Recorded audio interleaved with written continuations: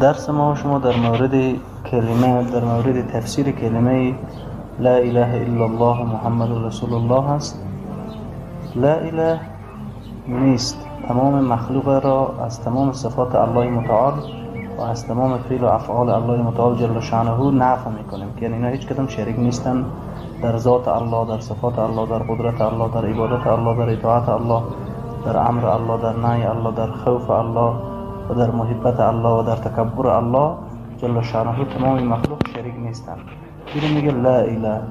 حال اله تفسیرش چیست؟ که اله معبود بر حق است، تمام عبادت ها به ذات الله جل شأنه میشه، یعنی به ذات معبود میشه. و دوم در تمام عبادت ها با الله جل شأنه هیچ کس شریک نمی باشه. و سوم به غیر از معبود بر حق یعنی الله متعال هیچ کس مستحق هیچ نوع عبادتی نمی باشه. و چهارم هر کس را در عبادت ها با الله جل شأنه